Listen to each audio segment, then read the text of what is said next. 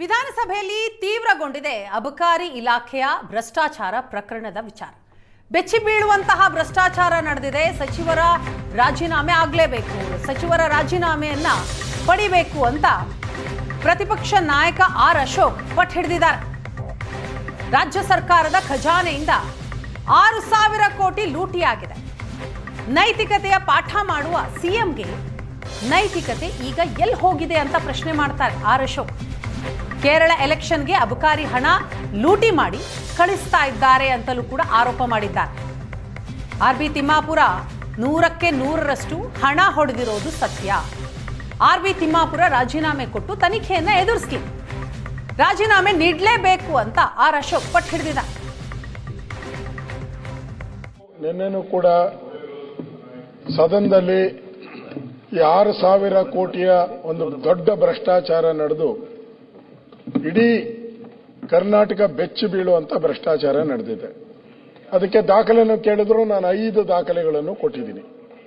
ಇಷ್ಟೆಲ್ಲ ದಾಖಲೆ ಕೊಟ್ಟರೂ ಕೂಡ ಪೆನ್ ಡ್ರೈವ್ ಕೊಟ್ಟಿದ್ದೀರಿ, ಲೋಕಾಯುಕ್ತ ಕಂಪ್ಲೇಂಟ್ ಕೊಟ್ಟಿದ್ದೀರಿ, ಸ್ವತಃ ಈ ರಾಜ್ಯದ ಒಬ್ಬ ಡಿಸ್ಟ್ರಿಕ್ಟ್ ಡಿಸಿ ಜಾಯಿಂಟ್ ಕಮಿಷನರ್ ಅವರು ಹೇಳಿರೋ ಹೇಳಿಕೆಗಳನ್ನೆಲ್ಲ ಕೊಟ್ಟಿದ್ದೀರಿ.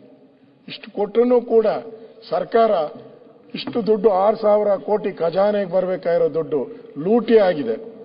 ಇದ್ರ ಬಗ್ಗೆ ನಾವು ರಾಜ್ಯದ ಮುಖ್ಯಮಂತ್ರಿಗೆ ನಾವು ಪದೇ ಪದೇ ಹೇಳಿದಿರಿ, ಅವ್ರ ರಾಜೀನಾಮೆ ತಗೊಳ್ಳಿ, ಫಸ್ಟ್ ಅವ್ರ ರಾಜೀನಾಮೆ ಕೊಡ್ಲಿ, ಆಮೇಲೆ ತನಿಖೆ ಮಾಡಲಿ, ಅವ್ರು 3 ತಿಂಗಳಿಗೆ ಬೇಕಾದ್ರೆ ವಾಪಸ್ ತಗೊಳ್ಳಿ, ನಮ್ದೇನು ಅಬ್ಜೆಕ್ಷನ್ ಇಲ್ಲ. ಗಣಪತಿ ಕೇಸಲ್ಲಿ ಜಾರ್ಜ್ ಅವ್ರದ್ದಾಗಿತ್ತು, ರಾಜೀನಾಮೆ ಕೊಟ್ರು. ಜಾರ್ಜ್ ಅವರು ಈಶ್ವರಪ್ಪನವ್ರ ಕೇಸ್ ಆಗಿತ್ತು, ರಾಜೀನಾಮೆ ಕೊಟ್ರು. ಆ ವಿಡಿಯೋ ವಿಚಾರವಾಗಿ 3 ಜನ ಮಂತ್ರಿಗಳು ರಾಜೀನಾಮೆ ಕೊಟ್ರು. ಇದೆಲ್ಲ ಜನ ನೋಡ್ತಾ ಇದ್ದಾರೆ. ಇದು ಅಬಕಾರಿ ಇಲಾಖೆಯಲ್ಲಿ ನಡೀತಾ ಇರೋದು ಎಲ್ಲರಿಗೂ ಮನೆ ಮಾತಾಗ್ಬಿಟ್ಟಿದೆ. ಸ್ವತಃ ಯಾರು ಅಬಕಾರಿಯನ್ನ ಸೇಲ್ ಮಾಡ್ತಾರೆ ಅವರೆಲ್ಲ ಕಂಪ್ಲೇಂಟ್ ನಮ್ಮ ಹತ್ರ ಎಲ್ಲ 10,000 15,000 ದುಡ್ಡು ತಗೊಂತಾ ಇದ್ದಾರೆ. ಇದು ಅಬಕಾರಿ ಇಲಾಖೆಯಲ್ಲಿ ನಡೀತಾ ಇರೋದು ಎಲ್ಲರಿಗೂ ಮನೆ ಮಾತಾಗ್ಬಿಟ್ಟಿದೆ.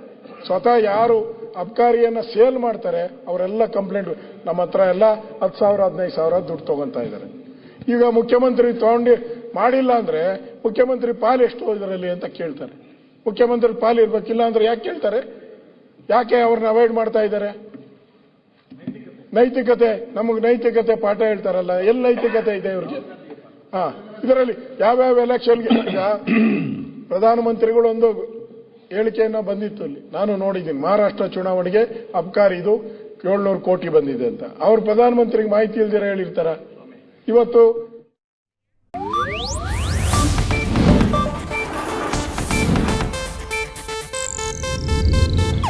ಇದು ಏಷ್ಯಾನೆಟ್ ನ್ಯೂಸ್ ನೆಟ್ವರ್ಕ್ ಪ್ರಸ್ತುತಿ.